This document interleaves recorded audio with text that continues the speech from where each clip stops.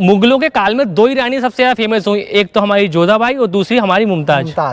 तो जिसके लिए एक सिकंदरा फेमस है और एक ताजमहल, और दोनों आगरा में ही है। ये हमें बहुत खुशी है कि दोनों के दोनों महल ऐसे आगरा में है जो मुगलों के सबसे फेमस रहे हैं। मुगलों का गढ़ है। फीमेल्स हैं, उनके कब्रिस्तान के बीचों बीच से गुजर रहे हैं, तो सारी कब्रें हैं मेरे आसपास, सारी लेडीज़ की कब्रें हैं सारी।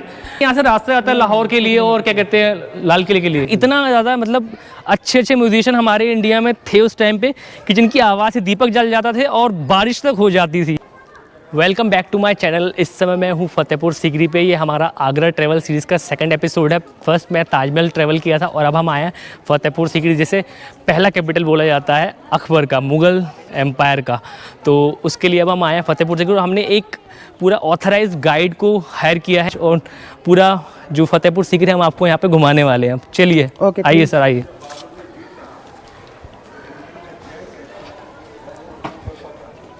ये जो सामने हम जो लाल पत्थर की इमारत देख रहे हैं, इसका नाम है दीवाने खास। ये अकबर का कॉन्फ्रेंस हॉल था। यहाँ पर अकबर अपने 9 मिनिस्टर के साथ में बैठकर मीटिंग करते थे।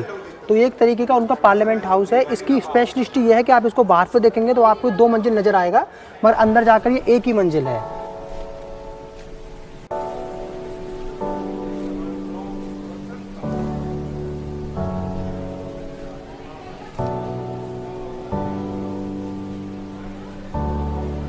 हम लोग दीवाने खास के अंदर आ चुके हैं। ये अकबर का मीटिंग रूम था। जब वो यहाँ पर मीटिंग करते थे तो वो लोग नीचे नहीं बैठते थे, ये फर्श पे नहीं बैठते थे, वो सभी लोग ऊपर बैठते थे। ऊपर का जो फ्लोर है, इस ऊपर में बीच में अकबर बादशाह बैठते थे, चारों साइड के जो बालकनी यहाँ पर उनके वजीर बैठते थे। और ये ऊपर जाने का रास्ता आप लोग जा नहीं सकते क्योंकि इसको गवर्नमेंट ने बंद कर रखा है ताकि इसके ऊपर वजन ना पड़े। ओके ओके, इस पर भार ना पड़े क्योंकि ये टूरिस्ट बहुत आता है। ओके, मतलब बहुत ज़्यादा हैवी ना हो जाए। हाँ, इसलिए क्योंकि इस पर सभी का वजन पड़ेगा तो बिल्डिंग कम जो है चलेंगी। इसको ज़्यादा इसकी उम्र के लिए इसको ऊपर के एंटी सुप्रीम कोर्ट के ऑर्डर के बाद बंद कर दी गई है।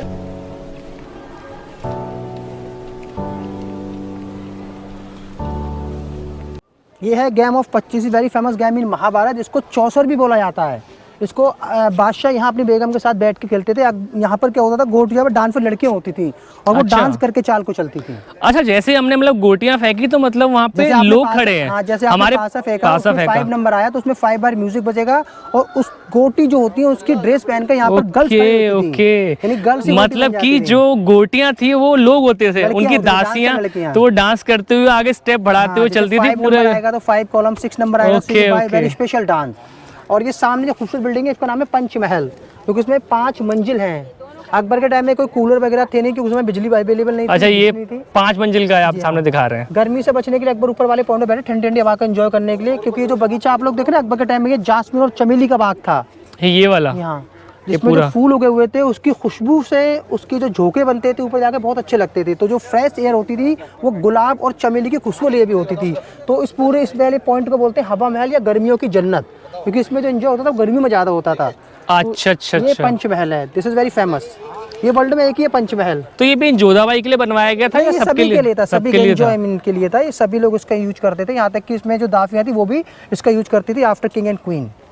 Okay okay. और ये इतनी इनकी जो छतें मुझे दिख रही हैं भाई, इतनी नीची नीची क्यों है ये? क्योंकि ये सारी बिल्डिंगें वास्तु के अनुसार बनाई गई हैं। वास्तु के अनुसार किसकी हाइट, किस पॉइंट की हाइट कितनी होनी चाहिए, वास्तु शास्त्र के अनुसार होता है। वास्तु विज्ञान अलग होता है, उसी के हिसाब से सारी बिल्डिंगों का निर्माण किया गया है।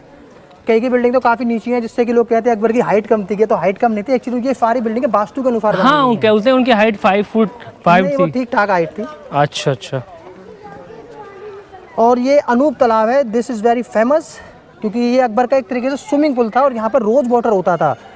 बताओ भाई, हमारे घर भी आजकल छोटे बड़े आते थे ना, बड़ा तो उनका स्विमिंग पूल था। बताओ, क्योंकि कोरोना की वजह से इसका पानी बाहर निकाल दिया गया है, क्योंकि काफी वक्त बाद इसकी सफाई हो रही है। तकरीबन 3.5-4 महीने तक की बिल्डिंगें बंद रही हैं, उसके बाद इसको खाली करके मरम्मत का कार्य चल रहा है।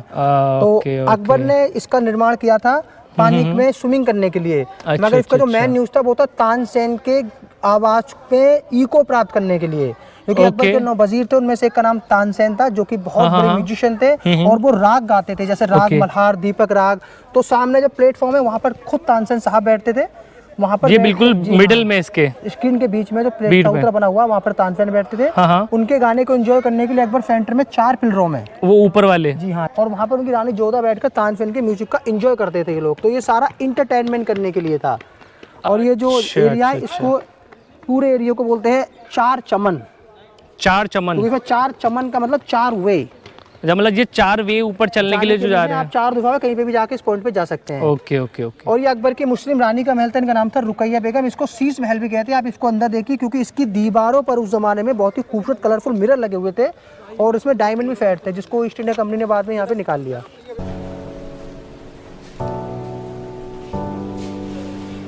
शीश महल बोलते हैं, मुगल शीश महल।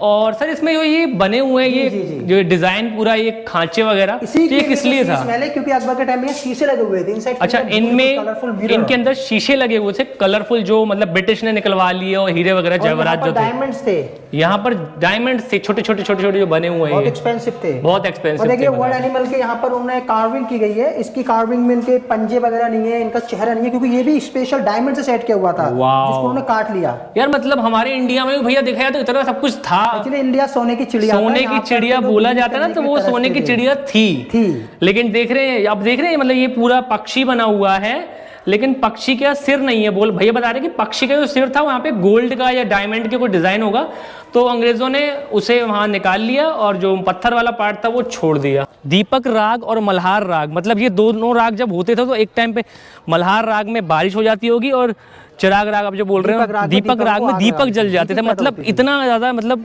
अच्छे अच्छे म्यूजिशियन हमारे इंडिया में थे उस टाइम पे कि जिनकी आवाज़ से दीपक जल जाता थे और बारिश तक हो जाती थी। तो बहुत ही ज़्यादा इंटरेस्टिंग बातें मुझे पता लग रही हैं यहाँ आकर। चलिए और आगे चलते हैं, और बहुत सारी इंटरेस्टिंग लोकेशन है, तो वीडियो में बने रहना, स्किप मत करना, क्योंकि बहुत सारी ऐसी इंटरेस्टिंग लोकेशन मैं आपको दिखाने वाला हूँ आज फतेहपुर सीकरी में, आगरा के अंदर। ये सामने जोधा बाई की किचन है। ओके। यहाँ पर जोधा अपने हाथों से कुकिंग करती थी, क्योंकि जब उन्होंने अकबर से शादी की थी तो उन्होंने 2 शर्तें रखी थी अकबर के सामने। पहली शर्त ये थी कि मैं अपना मजहब नहीं बदलूंगी, अपना रिलीजन नहीं बदलूंगी, और आप मुझे शादी करें तो मेरे लिए एक मंदिर बना के दीजिएगा मेरे महल में। और दूसरी शर्त ये थी कि मैं अपना खाना भी अलग बनाऊंगी, मेरे लिए किचन अलग स्पेशल होना चाहिए। तो किचन है जोधा बाई की। ओके, ये वाला किचन है। तो ये आपको दिख रहा होगा, थोड़ा सा इनका अंदर किचन का पार्ट है। आई थिंक अभी अंदर जाना अलाउड नहीं होगा ना सर? नहीं, अभी अलाउड नहीं है, दरवाजा बंद किया हुआ है। दरवाजा बंद किया हुआ है। तो ये खिड़की का एरिया है, खिड़की से हम किचन देख पा रहे हैं जोधा बाई का। तो यहाँ पे वो वेजिटेरियन फूड बनाते होंगे अपने, वो की वो राजपूतानी थी। और ये नीचे में 156 डिजाइन के इयरिंग है। This design is very famous earring for Rajasthan. Rajasthan में इस डिजाइन को कहते हैं झुमका। ये जोधा बाई का मुख्य द्वार है महल का। जोधा बाई महल का मुख्य द्वार है। इस पे 2 बालकनी है, जो प्योर कल्चर है राजस्थान का, क्योंकि राजस्थान में लेडीज हैं इसके अंदर खड़े होकर बाहर की गतिविधियों को देखा करती थी। ये जो डायरेक्शन है वो महल के लिए बनाया गया, सीधा डायरेक्शन सामने बाहर के लिए बनाया गया है, क्योंकि हमारी दीवार के पीछे का जो पूरा एरिया वो ओपन एरिया था, वहाँ पर लोकल पब्लिक आ सकती थी। क्योंकि हम लोग अभी हरम में हैं, मगर वहाँ पर लोकल पब्लिक को परमिशन थी आने की, तो वो गर्ल्स वगैरह। हरम का क्या मतलब होता है? हरम का मतलब प्राइवेट जगह। अच्छा। जैसे कि हमारा बेडरूम होता है, या कि हमारा शांत कक्ष, जिसमें कि हम बिना परमिशन के किसी को इजाजत नहीं देते हैं, एक प्राइवेट जगह। तो ये जो एरिया है पूरा जो हम अभी घूमे, उनका प्राइवेट एरिया है। ये अकबर बादशाह का रेजिडेंशियल एरिया है। यहाँ पर वो अपनी बेगमों के साथ में रहते थे, और जाहिर सी बात है वो किसी बाहरी आदमी को पसंद नहीं करते थे। मगर जो बाहर के लोग थे अपने राजा और रानी को देखने के लिए इस दीवार के पीछे वाला जो हिस्सा है, अभी जो गार्डन बन चुका है, यहाँ खड़े हो सकते थे उनको, लोग यहाँ पे खड़े होकर देखते थे। तो ये जो पॉइंट है, ये सिर्फ जोधा बाई का मैंने राजस्थानी, इस्लामिक और हिंदू कल्चर को मिलाकर बनाया गया है। क्योंकि आप देखिए राजस्थानी कल्चर है, ये जो बालकनी राजस्थानी कल्चर के ऊपर में जो गुम्मद स्टाइल है इस्लामिक हो गया। अभी आप गुम्मद इस्लामिक, और ये खिड़कियाँ राजपूतानी राजस्थानी कल्चर, ऊपर में इस्लामिक कल्चर। अंदर जाएंगे और भी खूबसूरत बिल्डिंग बन जाएगी। आइए सर, आइए।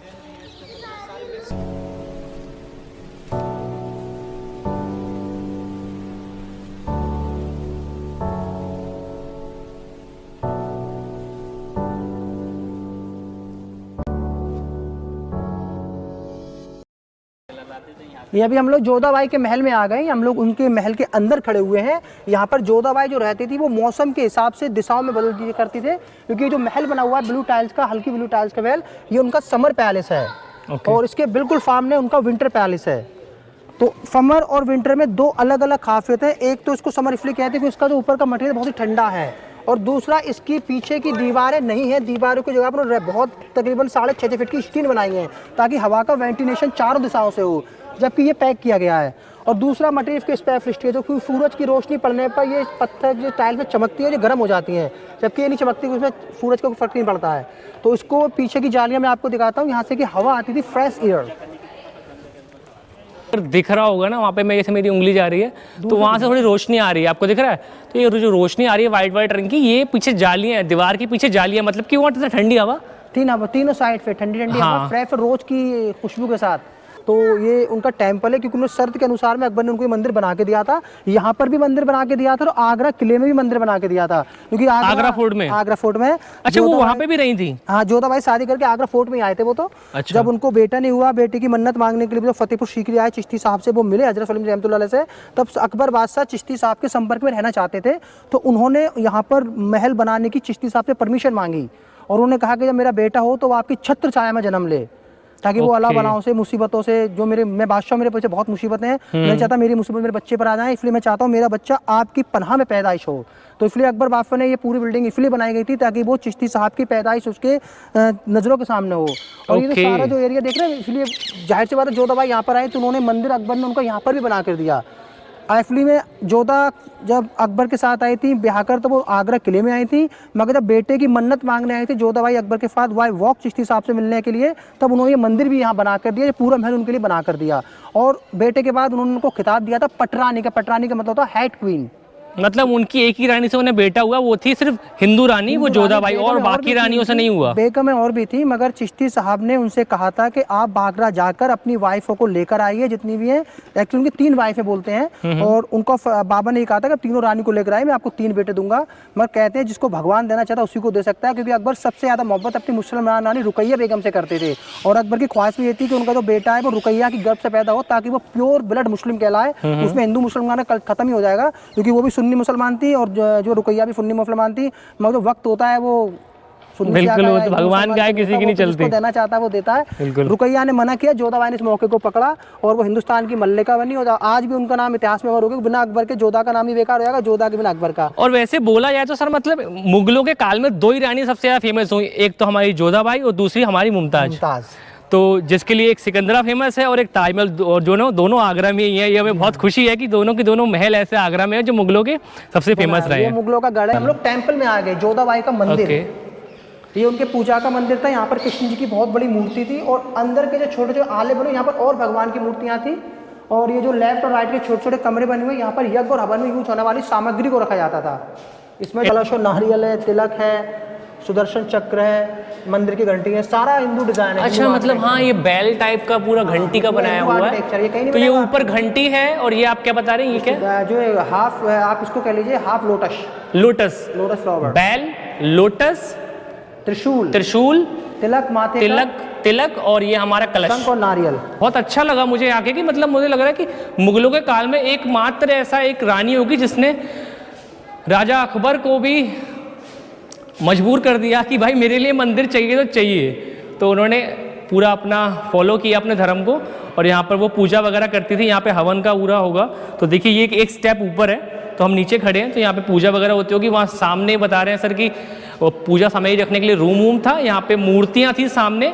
तो ये जो खिड़कियाँ बनी हुई है उसमें, लेकिन ब्रिटिश लोगों ने उसे निकाल के ले गए। सोने का जितना भी आइटम था, बाकी जितना भी आप देख रहे हैं, ये जितना भी पार्ट वर्क हो रखा है पत्थर पे, तो ये बहुत ही सराहनीय है उस टाइम का वर्क, जो इतना अच्छा वर्क आज भी हमें देखने को मिल रहा है यहाँ पे। इसीलिए आई थिंक यहाँ पे इतने सारे टूरिस्ट आते हैं वर्ल्ड से भी देखने की, इसका काम को देखने, यहाँ के वर्क को देखने के लिए। फॉरनर का यहाँ डबल चौगना टिकट है, तकरीबन 550 का टिकट है, वो फिर भी कल्चर को देखने आता है। बिल्कुल। और ये सामने तुलसी के पौधे की जगह थी, यहाँ पर वो पूजा करती थी अपने हस्बैंड की लंबी उम्र के लिए। तो यहाँ तुलसी का पौधा था उस जमाने में, वो तुलसी का पौधा था सेंटर में। जी हाँ, और आज भी यहाँ पे तुलसी का पौधा कुछ साल पहले भी था, मगर यहाँ क्या है, अलग अलग कल्चर के लोग आते हैं। तुलसी होली प्लांट, कुछ लोग उसको गंदे हाथों पर टच करते हैं, कुछ लोग स्पोर्ट में थूक देते थे। सिक्योरिटी लगी हुई है, मगर सिक्योरिटी से बचाकर, तो उसकी डिफेंस के लिए उसको ऐसा गंदा कार्य न हो, फिर उसको तुलसी को हटा दिया जाता है परमानेंटली। अभी हम लोग चलेंगे सलीम चिश्ती साहब की दरगाह पर, जो इसका दूसरा पार्ट है, इसको बोलते हैं फतेहपुर। आपने Sikri like the residential area, Fatehpur the Holi complex. इस पे हम चल रहे हैं जिस रोड पे ये शाही रोड था, तो उस पे ये पीछे जो मेरा आप देख रहे हैं, ये अकबर का मेन महल था। यहाँ से हम पूरा आ चुके हैं, उनकी रानियों का मेन जोधाबाई का महल जिसे बहुत फेमस बोला जाता है, तो उसे हमने आपको दिखाया, उनका मंदिर दिखाया। तो वहाँ से हम होते हुए नीचे पीछे सीढ़ियाँ होते हुए रूट जा रहा है सामने दरगाह का। तो दरगाह पे हम जाएंगे, आपको दिखाएंगे। यहाँ पे एक बुलंद दरवाजे भी है, जो बोला जाता है कि वर्ल्ड में सबसे बड़ा बुलंद दरवाजा है, 52 मीटर का। आपको वो भी दिखाएंगे बुलंद दरवाजा। और मेन जो एंट्रेंस है यहाँ पे, ये शाही रोड है जाने का, दरगाह तक का रास्ता है पूरा।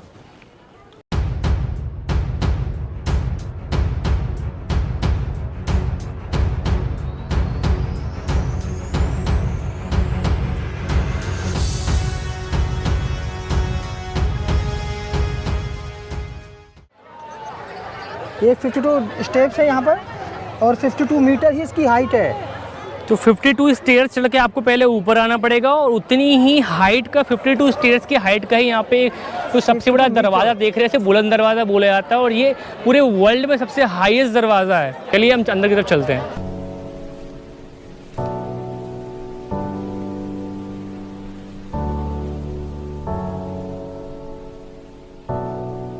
ये जो पूरा जो एरिया है ये फतेहपुर सीकरी का सबसे मेन पार्ट है, इसको बोलते हैं दरगाह कॉम्प्लेक्स। और यहाँ की सबसे इम्पोर्टेंट पॉइंट है वो संगे मर्द से बनी ये इमारत, जिसका नाम है हजरत सलीम चिश्ती रहमतुल्लाह की दरगाह। इन्हीं बाबा की दुआ से अकबर को बेटा प्राप्त हुआ था। उसकी खुशी में ही अकबर बाफा ने पूरे फतेहपुर सीकरी का निर्माण किया था। और सामने जो खूबसूरत बिल्डिंग आप देख रहे हैं ये जमा मस्जिद है। अकबर के टाइम पर भी लोग नमाज़ पढ़ते थे, आज भी यहाँ पर ये 5 वक्त की नमाज़ अदा की जाती है। और ये सामने कब्रिस्तान है, चिश्ती फैमिली के लोगों की यहाँ ग्रेवयार्ड बनी हुई है। बाहर जो कब्र है ये सारी चिश्ती फैमिली में से मर्दों की है। इसके अंदर में जो कब्र है वो सारी उनकी जनरेशन के लेडीज़ लोगों का है, क्योंकि इस्लामिक कल्चर के अनुसार लेडीज़ को पर्दे में रखते थे। आफ्टर डेट उनको पर्दे में ही बैरिड किया जाता था। तो अंदर में जो कब्र है वो फीमेल की है, बाहर में मेल की है। ऊपर में हम जो छोटी छोटी बुर्जियाँ देख रहे हैं, अकबर के टाइम पर बिजली नहीं होती तो उस ज़माने में यहाँ पर मशाल जलती थी। खासकर जब जब चिश्ती साहब का बर्थडे होता था, उनका जो बर्थडे होता है वो 28 रमज़ान को होता है, ईद से 2 दिन पहले। उस वक्त यहाँ हिंदुस्तान से नहीं बाहर से मुल्कों से विदेशी लोग भी जो हजरत सलीम चिश्ती रहमतुल्लाह के शिष्य हैं उनको मानने के लिए आते हैं। तब यहाँ का जो नज़ारा बड़ा खूबसूरत बन जाता है, ऐसा लगता है कि आप जन्नत में आ गए। मगर सोच समझ के आएगा, उस टाइम क्राउड बहुत होता है। जो खानदान है बाबा का वो आज भी जिंदा है, आज भी उनमें से किसी की डेथ होती है बैरिड के थे same rule for the king. अच्छा, उनका अभी भी पूरी फैमिली जिंदा है, उनके पुश्ते हैं। इसके पीछे रंग महल है, वहाँ लोग रहते हैं पर्सनली, वो लोग इससे एवरी फ्राइडे मिल सकते हैं। वो बंद किया हुआ है रंग महल उनका पर्सनल है, वहाँ पे खुद अपनी फैमिली के साथ रहते हैं। अभी हम लोग देखेंगे अंदर में उनकी लेडीज की समाधियाँ। आइए, मतलब आप ये देख रहे हैं ये जो एंट्रेंस गेट है इसका दरवाज़ा भैया बता रहे हैं पूरा 1 पीस पत्थर का बना हुआ दरवाज़ा है और ये पूरा इसमें वर्क भी किया हो गया अलग से और ये आज भी खुलता बंद होता है। मतलब ये नहीं कि सिर्फ ये स्टेबल है इस जगह पे, शो पीस नहीं है, ये खुलता बंद होता है। और ये जो आप देख रहे हैं ये मेन कब्रिस्तान है जिसके अंदर मेन जो लेडीज़ होती हैं इस्लाम में इनको पर्दे में रखा जाता है, इसलिए उनकी सारी कब्रें अंदर बनाई गई हैं। इतनी फीमेल्स हैं, हम उनके कब्रिस्तान के बीचों बीच से गुजर रहे हैं तो सारी कब्रें हैं मेरे आसपास, सारी लेडीज़ की कब्रें हैं सारी। तो देख रहे हैं आप इतने मतलब उनकी फैमिली की रॉयल फैमिली है जो उनकी सारी लेडीज़ की कब्रें ये अंदर हैं और जो मेल्स की हैं वो बाहर हैं। तो उनके बस सेंटर से मैं निकल रहा हूँ सारी कब्रों के, तो ये कब्रिस्तान बोला जाता है एक तरीके से पूरा। तो ये जो रास्ता भैया नीचे जा रहा है मतलब ये रास्ता कहीं ये कब्रिस्तान है बस, ओनली इतना, कुछ नहीं और बाकी कुछ नहीं है इसके अंदर। कब्र है कच्ची। अभी मतलब बहुत से लोग बोलते हैं कि यहाँ से रास्ता जाता है लाहौर के लिए और क्या कहते हैं लाल किले के लिए। नहीं कुछ नहीं है, ऐसा कुछ नहीं है, सिर्फ सुरंग है अंडरग्राउंड बेसमेंट में कब्रें खत्म हो जाती है। ज्यादा से ज्यादा जोर मार के ज्यादा से ज्यादा 20 फीट ही होगी, ये 20 फीट होगा अंदर बस, बंद हो जाएगी। तो जो आपने वीडियोस में वगैरह में देखा होगा ना, लोग बोलते हैं यहाँ अनारकली को चुनाया गया था इस दरवाजे के नीचे, ऐसा कुछ नहीं है, सब रूमर है। तो आप जब भी आए ना किसी भी मॉन्यूमेंट में घूमने तो ऑथराइज गाइड लीजिए। जैसे सर हमें बता रहे कि यहाँ कोई अनारकली नहीं चुनवाई गई थी, यहाँ सिर्फ नीचे कब्रिस्तान है छोटा सा, वो भी 20 फीट बता रहे हैं, अंदर आगे गड्ढा होगा, कोई लाहौर तक रास्ता नहीं जा रहा है यहाँ से। तो थोड़ा सा जब भी आप आए ना कहीं घूमने किसी मॉन्यूमेंट में तो ऑथराइज गाइड से ही बातचीत करिए, तो वो आपके लिए बहुत बेनिफिशियल होगा। वरना आप किसी भी मॉन्यूमेंट के लिए गलत अफवाहें अपने दिमाग में रख के जाएंगे वहाँ से यादें लेके। तो ये बस कब्रिस्तान है और नीचे बस कब्र थी और बाकी हम एक और फीमेल कब्रें हैं सारी। तो ये अलग अलग रिलीजियंस की कब्रें हैं, मतलब जैसे ऐसा कुछ सारी इस्लामी है। बाबा के परिवार है, सुन्नी मुस्लिम है सारे, सुन्नी के साथ। और ये पूरा रंग महल है, यहाँ पर जहांगीर पैदा हुए थे अकबर के बेटे। उसके बाद जो वहाँ पे दिख रहा है बिल्डिंग, यहाँ पे जो टॉम से शुरू होकर लास्ट तक बस्ती में बस्ती के अंदर है वो, मतलब बाहर हो गया एक तरीके से। मोती झील के नाम से पहले यहाँ पे एक झील थी, यहाँ पे हरियाली देख रहे हैं, तो पहले आर्टिफिशियल एक झील थी जो बनाई गई थी राजा ने, उनके महल में जो हवा आए वो ठंडी हवाएं आए। तो अब वो झील सूख चुकी है तो वहाँ पे लोग जो फार्मर्स अपनी खेती वगैरह कर रहे हैं, तो ये झील होने की वजह से वो सामने अकबर के हाथी की समाधि, इसका नाम था हिरन, इसको हिरन मीनार बोलते हैं। अच्छा, वो जो बड़ी सी है हिरन मीनार, एलिफेंट टावर। ओके, हाथी की भी मीनार बना रखी है, बताइए उन्होंने समाधि बैरिट की गई है। ओके, अभी हम लोग चलेंगे दरगाह शरीफ, ठीक है।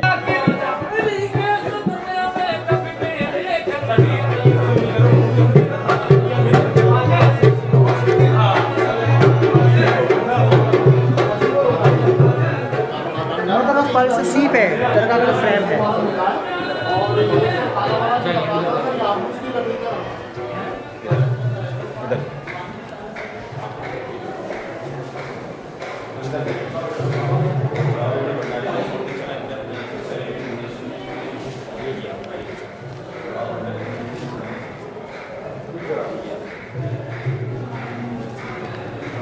अभी मैं इस समय मेन हूँ चिश्ती साहब जी की दरगाह पे, और यहाँ पर जो लोग हैं मन्नत के लिए लोग धागा बांधते हैं, यहाँ पर पूरा धागा वागा लगाते हैं और चद्दर चढ़ाते हैं और फूल चढ़ाते हैं चिश्ती साहब की दरगाह पे। और आपका भी मौका लगे यहाँ पे आने का तो आप भी यहाँ पे अपनी मन्नत की धागा यहाँ पे बांध के जाइएगा और फिर चिश्ती साहब पे फूल और उनकी पे चद्दर चढ़ा के जाइएगा। ये मेन दरगाह है, तो मैं यहाँ पर माथा टेक लेता हूँ एक बार।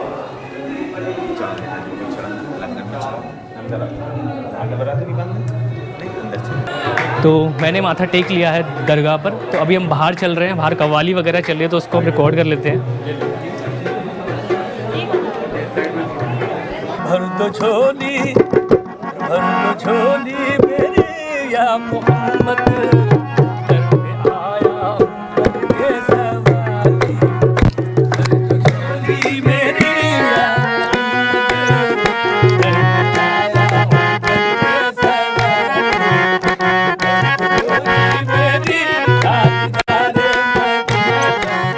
तो आपको कैसा लगा पूरा फतेहपुर सीकरी? मैंने आपको पूरा फतेहपुर सीकरी घुमाया, तो आपको इसका कौन सा पोर्शन सबसे अच्छा लगा, कौन सी बात इसकी सबसे अच्छी लगी, जहाँ की आप मुझे कमेंट सेक्शन में लिख के बता सकते हैं। और बाकी मेरी पूरी आगरा एक्सप्लोर सीरीज़ भी चल रही है, तो आप उसमें कौन सी आगरा की और मोन्यूमेंट ऐसा है जो आपको देखना पसंद है, तो आप मुझे कमेंट सेक्शन में लिख के वो भी बता सकते हैं, मैं वो भी आपके लिए एक्सप्लोर करूँगा। और बाकी जस्ट मेरी अभी बिहार एक्सप्लोर सीरीज़ खत्म हुई है, तो उसको अगर आप पूरी प्लेलिस्ट आप जहाँ पे आई बटन में आपको लेफ्ट में ऊपर दिख जाएगी, तो पूरी Bihar explore series, Nalanda university, Bihar की सारी अच्छी बोध गया से रिलेटेड सारी अच्छी लोकेशन जितनी होती है सब मैंने उसमें कवर करी है। मुझे इंस्टाग्राम पे फॉलो भी कर सकते हैं। यहाँ इस मॉन्यूमेंट की जितनी भी अच्छी फोटोज़ होंगी मैं अपने इंस्टाग्राम पे अपलोड करने वाला, तो मेरा दीपक ग्रोवर 4 के नाम से इंस्टाग्राम अकाउंट हैंडलर है, तो आप इसको मुझे इंस्टाग्राम पे फॉलो भी कर सकते हैं। तो मिलते हैं नेक्स्ट वीडियो में, तब तक के लिए happy and safe journey, bye bye.